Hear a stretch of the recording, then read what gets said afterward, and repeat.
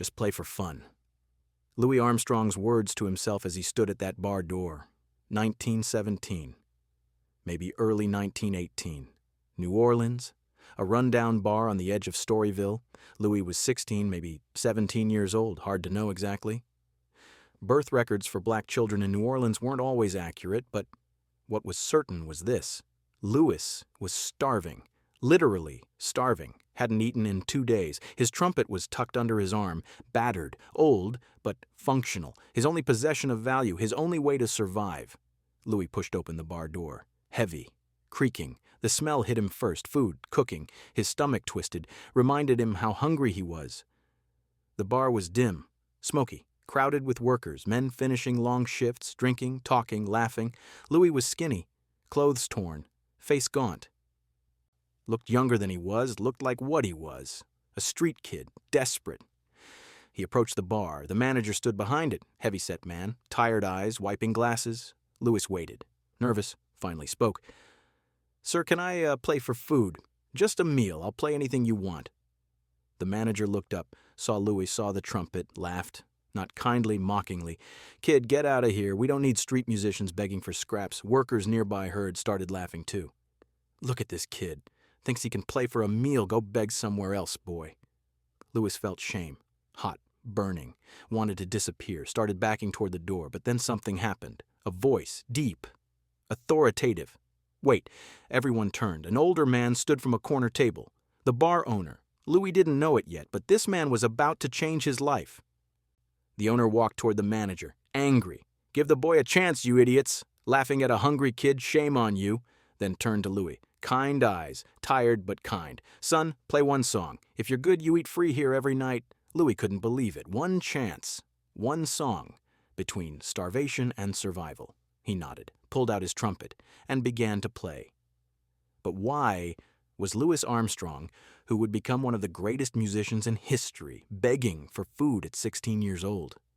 What had brought him to that desperate moment? And what happened when he played that one song that would determine his fate?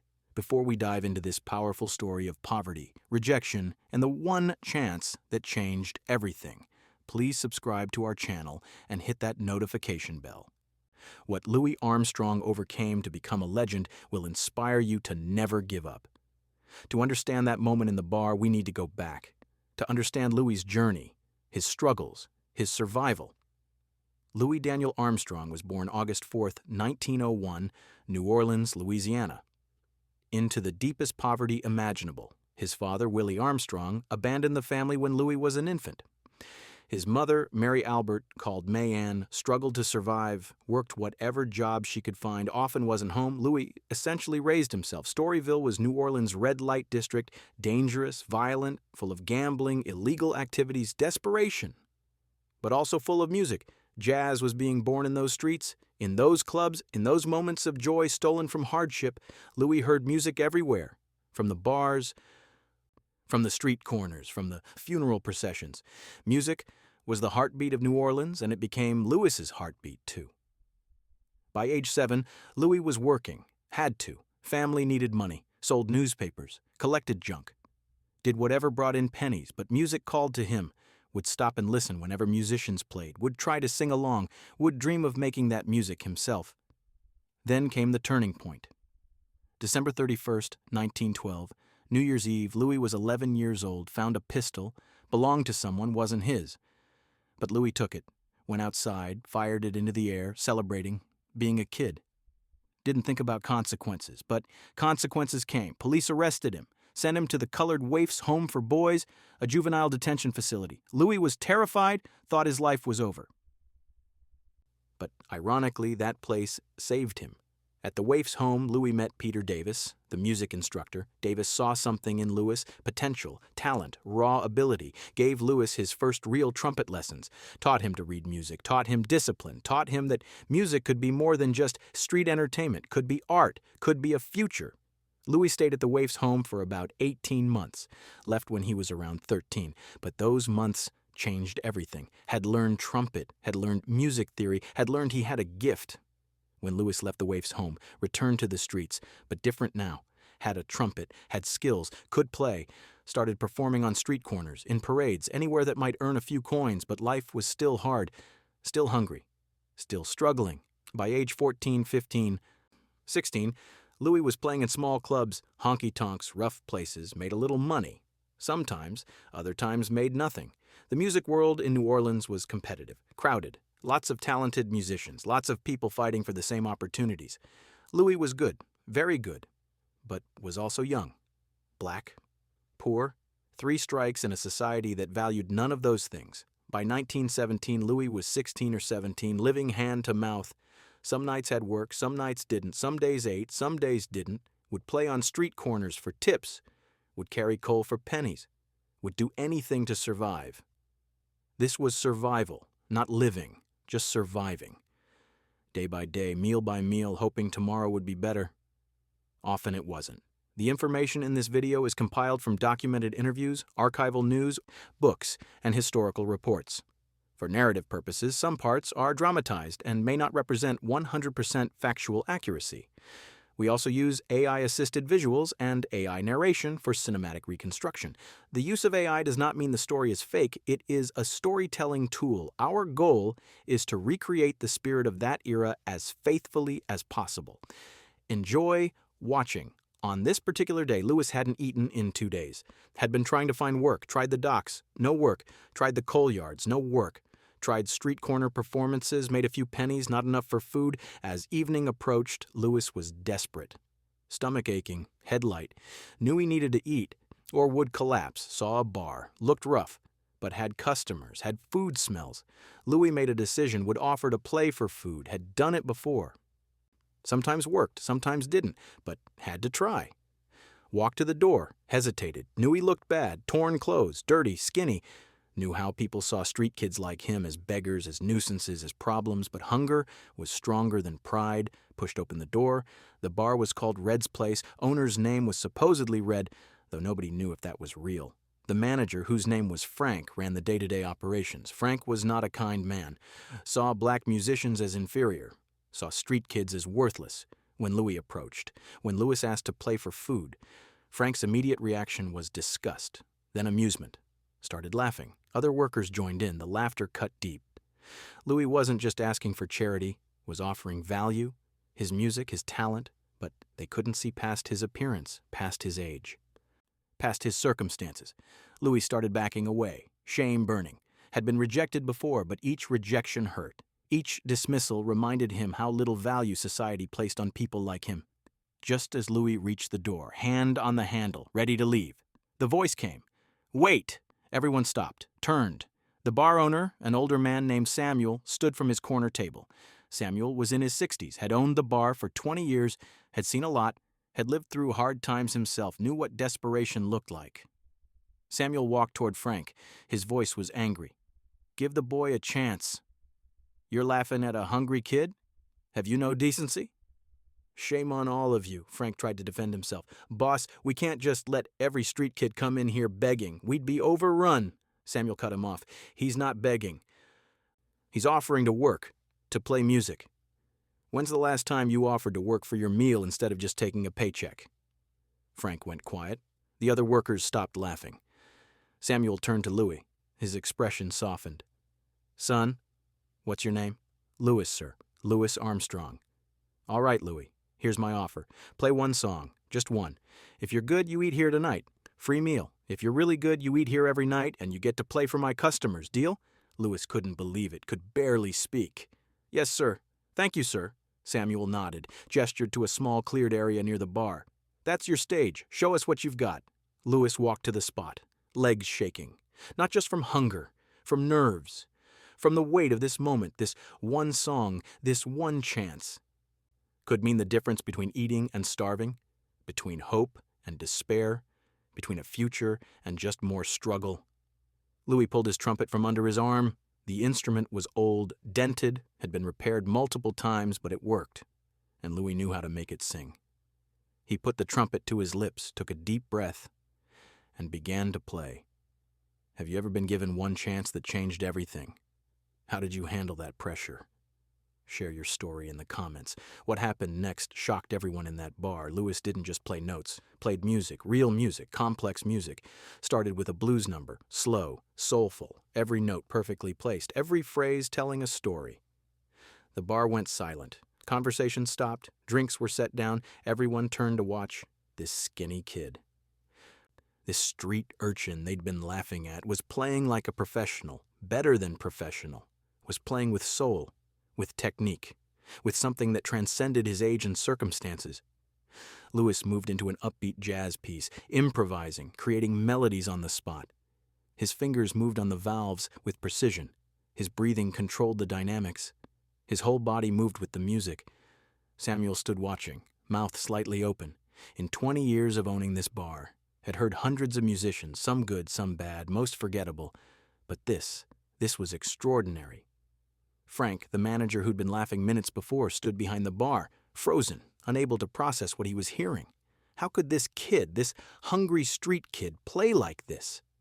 The customers were equally stunned. These were working men, laborers. Not music critics, but even they could tell this was special, this was rare, this was something they'd never heard before. Louis played for about 5 minutes, poured everything into it, all his hunger, all his struggle, all his dreams, all his hope. The music wasn't just sound, was survival, was his only weapon against a world that had tried to break him, was proof that he had value, that he mattered, that he deserved to exist. When Louis finished, the bar remained silent for several seconds, everyone processing. Then Samuel started clapping, slowly, deliberately. Others joined in. Within moments, the entire bar was applauding. Some men were standing. Louis lowered his trumpet, exhausted, emotionally drained, but also hopeful. Had he done enough? Would he eat tonight? Samuel walked to Louis, put his hand on the boy's shoulder. Son, that was extraordinary. Where did you learn to play like that? Louis looked down, voice quiet. Streets, sir. Just the streets. And some lessons at the waif's home. Taught myself, mostly. Samuel shook his head in amazement. You taught yourself to play like that? Louis nodded. Samuel turned to Frank. Get this boy a meal, the biggest meal we've got. And Frank looked nervous. Yes, boss? Don't ever laugh at someone asking for help again, you understand? Yes, boss. Sorry, boss. Samuel turned back to Louis. You eat tonight, tomorrow night, every night, and you play here every night. I'll pay you. Not much at first, but something.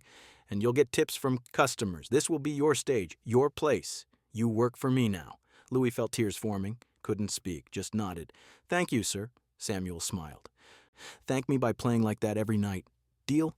Deal. That night, Louis ate his first real meal in days. Ate slowly, savoring every bite.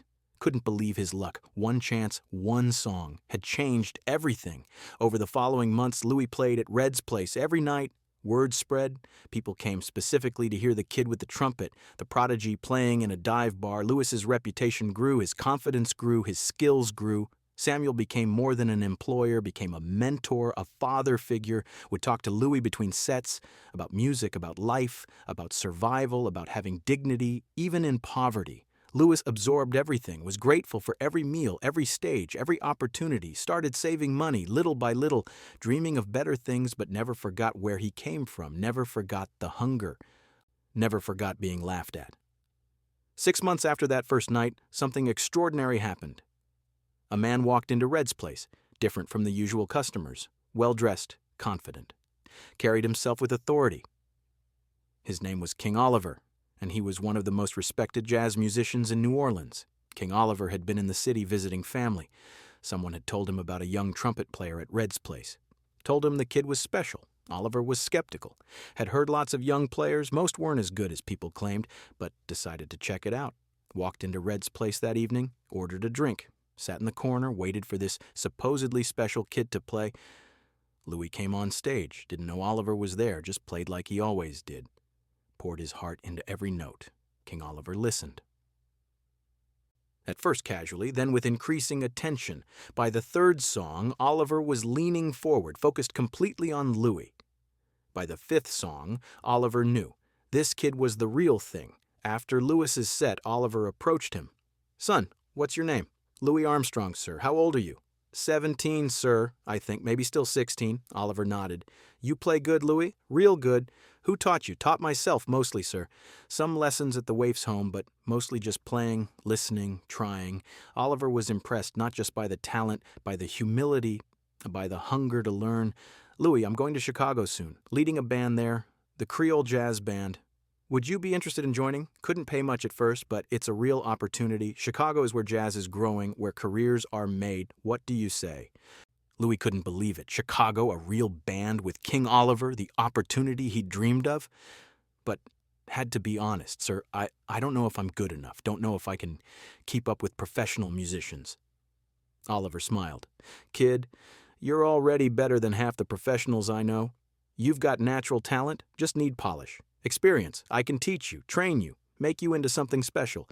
If you're willing to work, I'm willing, sir, very willing. Then it's settled. I'll be leaving in a month. Get your affairs in order. Say your goodbyes. When I come back through, you're coming with me to Chicago. That night, Louis told Samuel. The bar owner was happy. Sad to lose Louis, but happy for his opportunity. Samuel knew Louis was destined for bigger things than Red's place. Son, you earned this. You took the chance I gave you and made something of it.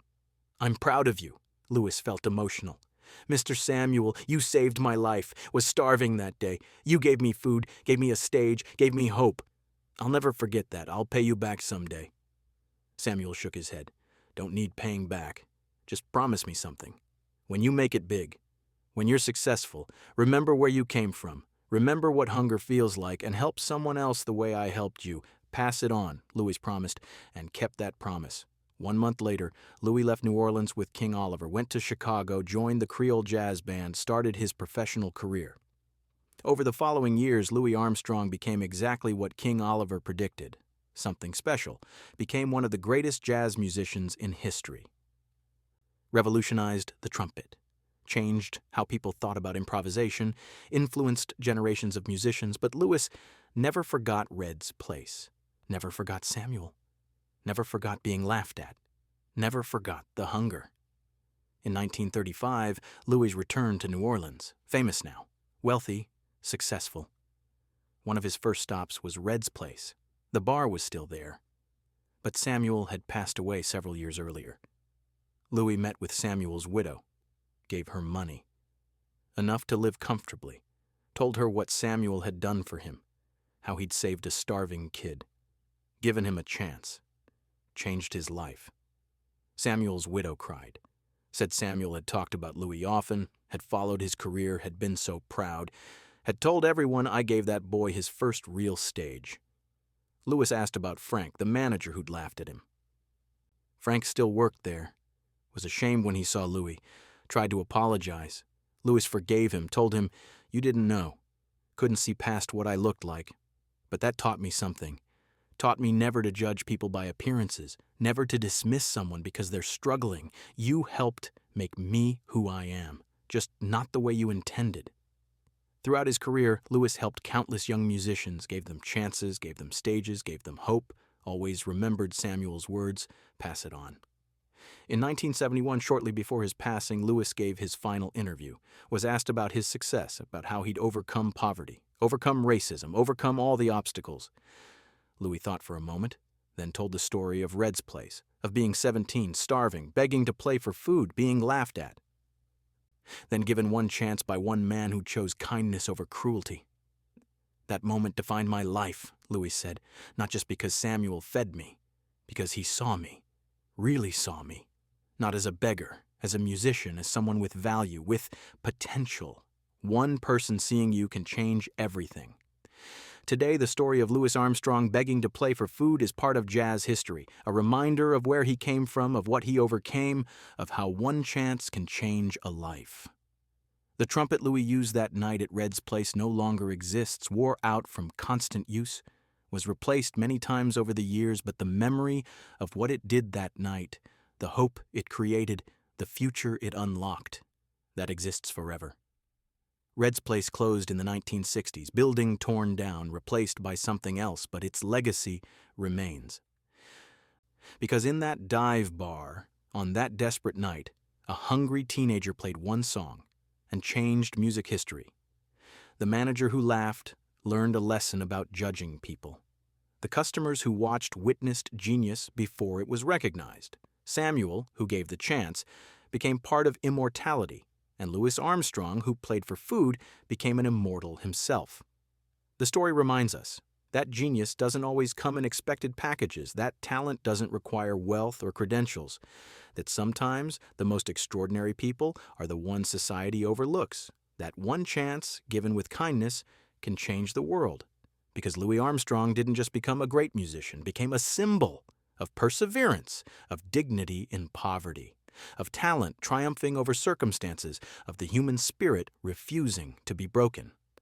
Every time we hear his music, every time we hear that distinctive voice, every time we listen to his trumpet, we're hearing the sound of a boy who refused to give up, who walked into a bar starving, who asked for a chance, who was laughed at, but who played anyway, and changed everything.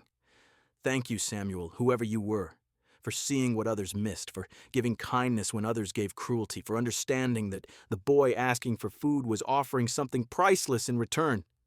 And thank you, Louis Armstrong, for taking that chance, for playing your heart out, for never forgetting, for passing it on, for showing us that genius can emerge from anywhere, from anyone, if someone just gives them a chance. The bar's gone, the people are gone, but the lesson remains forever.